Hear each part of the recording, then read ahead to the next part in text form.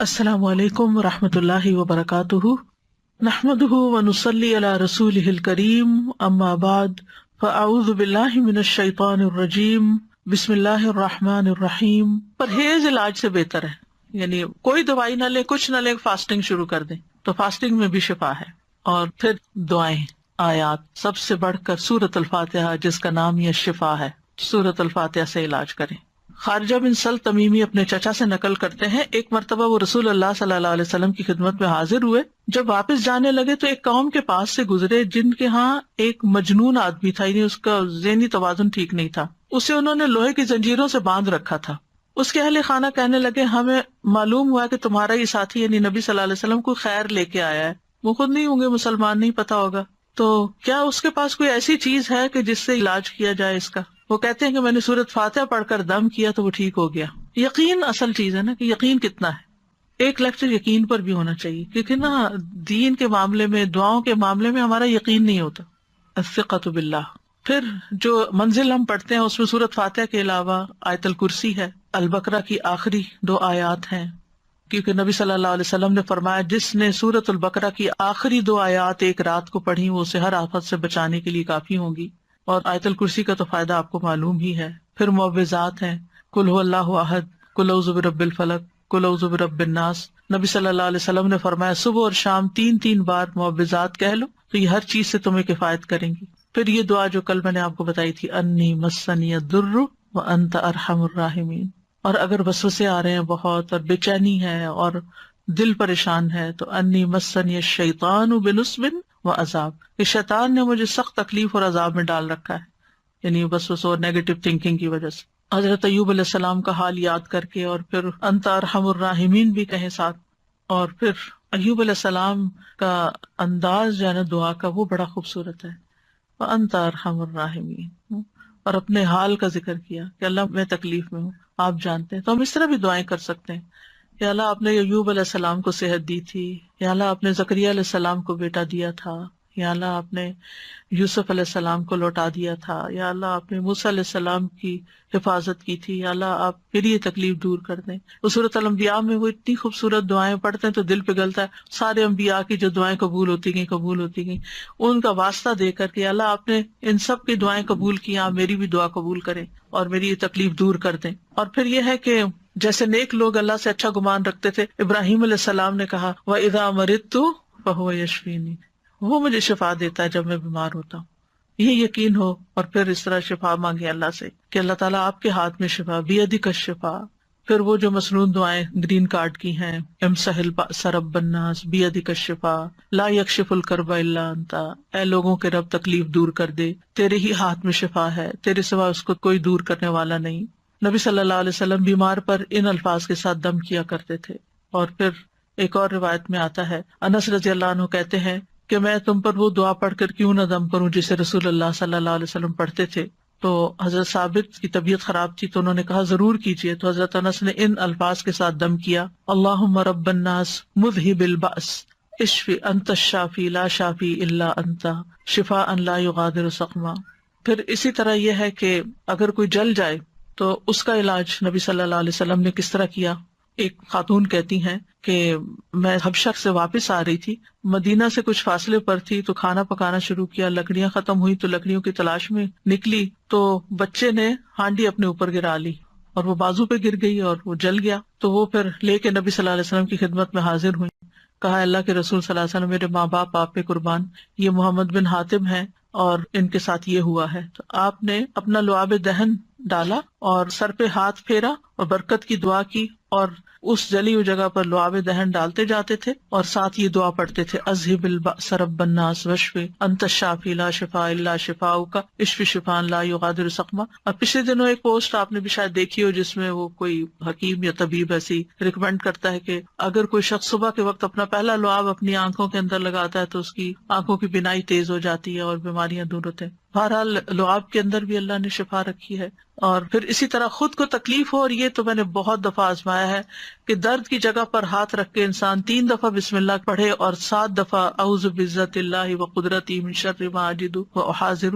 بہت ہی خوبصورت دعا ہے اور بہت جلد تکلیف دور ہوتی ہے. خاص طور پہ اگر گھٹنوں وغیرہ میں تکلیف ہے تو آپ ان کو کلونجی کے آئل سے رب بھی کرتے جائیں اور یہ دعا پڑھتے جائیں تو انشاءاللہ ٹھیک ہو جائیں گے. پھر اسی طرح اگر کہیں پھوڑا پھنسی ہے چھوٹا موٹا تو اس پر نبی صلی اللہ علیہ وسلم یہ دعا پڑھتے تھے، بسم اللہ تربت اردنا بریقت عبادنا لیشفی بہ سقیمنا باذن ربنا. اللہ کے نام کے ساتھ ہماری زمین کی مٹی، یعنی جس زمین پہ انسان رہتا ہے وہیں کی مٹی لے سکتا ہے اگر مدینہ کی مٹی نہ ہو، ہمارے رب کے حکم سے ہم میں سے بعض کے لعاب کے ساتھ ہمارے بیمار کو شفا دی جائے.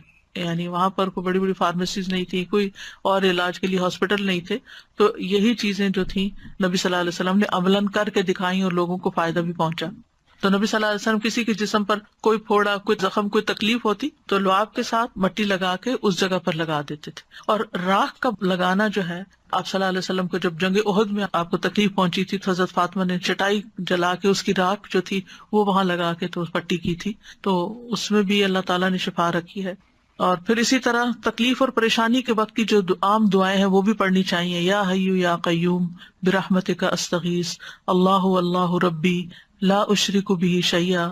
پھر اسی طرح لا الہ الا انت سبحانک انی کنت من الظالمین. پھر نبی صلی اللہ علیہ وسلم جب کرب اور تکلیف اور پریشانی اور بے چینی ہوتی تھی اس وقت پڑھتے تھے لا الہ الا اللہ العظیم الحلیم، لا الہ الا اللہ رب العرش العظیم، لا الہ الا اللہ رب السماوات و رب الارض و رب العرش الکریم. یعنی عرش سب سے بڑی چیز ہے نا مخلوقات میں سے، تو اس کے رب کا واسطہ دے کر پھر دعا کرتے تھے. پھر اسی طرح عافیت کی دعائیں بھی مانگنی چاہیے کہ اللہ تعالیٰ بیماریوں سے محفوظ رکھ، خاص طور پر جب کوئی وبا وغیرہ پھیلی ہو یا آپ کسی بیمار کو دیکھیں یا ہاسپٹل میں جائیں یا کسی کی تیمارداری کرنے جائیں. ویسے بھی صبح شام 3 دفعہ اللہم عافنی فی بدنی، اللہم عافنی فی سمعی، اللہم عافنی فی بصری، لا الہ الا انت. پھر اللہم انی اعوذ بک من زوال نعمتک وتحول عافیتک وفجاءۃ نقمتک وجمیع سخطک. اے اللہ بے شک میں تیری پناہ لیتا ہوں اس بات سے کہ تیری دی ہوئی کوئی نعمت مجھ سے چھن جائے اور تیری دی ہوئی عافیت پلٹ جائے اور کوئی ناگہانی عذاب آ جائے، اور میں تیری تمام ناراضگیوں سے تیری پناہ لیتا ہوں. اور پھر اللہم انی اعوذ بک من جہد البلاء ودرک الشقاء وسوء القضاء وشماتۃ الاعداء. اے اللہ بے شک میں تیری پناہ مانگتا ہوں سخت مصیبت، بدبختی لاحق ہونے، بری تقدیر اور دشمنوں کے خوش ہونے سے. پھر اسی طرح اللہم انی اعوذ بک من السمم والبکم والجنون والجذام والبرص وسیء الاسقام. اے اللہ بے شک میں بہرے پن، گنگے پن، پاگل پن، کوڑ، برس اور تمام بری بیماریوں سے تیری پناہ مانگتا ہوں. اور پھر اللہم انی اعوذ بک من الہم والحزن والعجز والکسل والجبن والبخل وغلبۃ الدین وقہر الرجال. اخلاقی بیماریوں سے، روحانی بیماریوں سے نجات. اے اللہ میں تیری پناہ مانگتا ہوں دکھ، غم، عاجزی، سستی، بخل، بزدلی، قرضداری کے بوجھ اور لوگوں کے اپنے اوپر غلبے سے. پھر اعوذ بکلمات اللہ التامات من شر ما خلق. ہر طرح کے شر سے اللہ تو مجھے بچا لے. جہاں بھی انسان جائے، کسی شہر میں جائے، کسی جگہ پر جائے، پلین میں ہو، کہیں پر آپ انٹر ہو، بینک میں، اسکول میں، تو 3 دفعہ اگر آپ یہ پڑھ لیں کوئی چیز آپ کو نقصان نہیں دیتی. کیونکہ انسان کو ڈر ہوتا ہے نا کہ یہ وائرسز ہوں گے، اور خاص طور پر آج کل کے سیناریو میں. پھر اعوذ بکلمات اللہ التامات من کل شیطان وہامۃ ومن کل عین لامۃ. یعنی لوگوں کی گیدرنگ میں جائیں آپ کو ڈر ہوتا ہے کہ نظر نہ لگ جائے، کوئی اور اسی طرح کی چیز. یہ دعا بھی بہت فائدے کی ہے، ویسے بھی پڑھنی چاہیے. اور پھر شیطانی وسوسے سے اگر بہت نیگیٹو تھنکنگ ہو رہی ہو اور بہت برے برے خیالات آ رہے ہوں، کسی کے بارے میں کوئی بات بہت بری ستا رہی ہو، تو اعوذ بکلمات اللہ التامات من غضبہ وعقابہ وشر عبادہ ومن ہمزات الشیاطین وان یحضرون. خاص طور پہ برا خواب آنے کے بعد اگر دل پہ بار بار پریشانی کا خیال آ رہا ہے، بار بار آ رہا ہے، تو اس کو بھی جھٹکنے کے لیے یہ دعا پڑھی جا سکتی. تو اللہ تعالیٰ محفوظ رکھیں گے. بس آخر میں چند موٹی موٹی باتیں کہ اگر آپ کسی بیمار کے پاس جائیں تو کن چیزوں کا خیال رکھیں، کیونکہ مریضوں کی عادت کا حکم دیا گیا ہے، کیونکہ اس سے انسان کو اپنی نعمتیں یاد آتی ہیں اور انسان کو آخرت کی یاد آتی ہے. اور مسلمان کی عادت جو ہے وہ دوسرے مسلمان پر حق ہے، خاص طور پر اگر کوئی قریبی لوگوں میں سے ہو. نبی صلی اللہ علیہ وسلم نے فرمایا جب کوئی شخص اپنے کسی مسلمان بھائی کی عادت کرتا ہے تو وہ جنت کے باغات میں چلتا ہے یہاں تک کہ بیٹھ جائے. اس کے بیٹھنے پر اللہ کی رحمت اسے ڈھانپ لیتی ہے.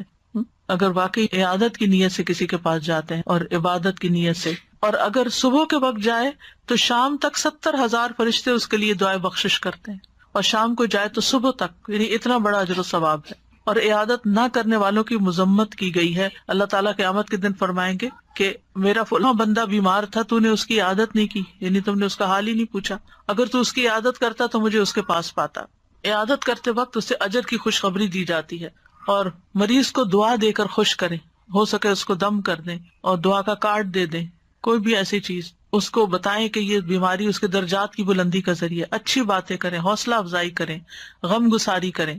اور عیادت کے وقت کی دعاؤں میں لا بأس طہور انشاءاللہ، کوئی بات نہیں، ٹھیک ہو جاؤ گے، سب صاف ہو جائے گا۔ اگر اور دعائیں آپ کو لمبی چوڑی نہیں بھی آتی تو سورۃ فاتحہ تو سب کو آتی، سورۃ فاتحہ پڑھ کے دم کر دیں، معوذات پڑھ کے دم کر دیں، اور پھر اسأل اللہ العظیم رب العرش العظیم ان یشفیک 7 دفعہ پڑھ کے آپ اس پہ دم کر دیں۔ نبی صلی اللہ علیہ وسلم نے فرمایا جو مسلمان کسی بیمار کی عیادت کے لیے اس کے پاس آئے جس کی موت کا وقت نہ آیا ہو، اور 7 مرتبہ یہ پڑھے تو اللہ تعالیٰ اس کو شفا عطا کر دیتا ہے۔ تو یہ بیمار کے لیے پڑھنی چاہیے۔ پھر اللہم اشف فلان، اگر دور بیٹھے ہیں تو دور سے دعائیں کر دیں، اور دیگر بھی اذہب البأس اور مذہب البأس، اور یہ ساری دعائیں جو پہلے میں آپ کو بتا چکی ہوں دیگر بیماریوں کے علاج میں، یہ دعائیں گرین کارڈ پہ لکھی ہوئی ہیں، ان سب کا بھی یعنی اگر آپ کے پاس زبانی یاد نہیں تو دیکھ کے بھی آپ ان کو پڑھ سکتے ہیں۔ اور ساتھ اپنے لیے بھی ایک دعا مانگے کہ اللہ مجھے اس سے عافیت میں رکھنا، یعنی الحمدللہ الذی عافانی مما ابتلاک بہ وفضلنی علی کثیر ممن خلق تفضیلا۔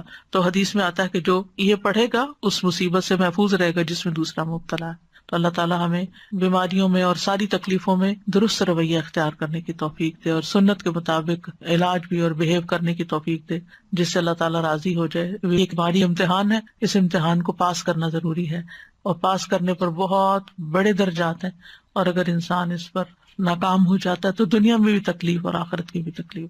وآخر دعوانا ان الحمد للہ رب العالمین۔ سبحانک اللہم وبحمدک، اشہد ان لا الہ الا انت، استغفرک واتوب الیک۔ السلام علیکم ورحمۃ اللہ وبرکاتہ۔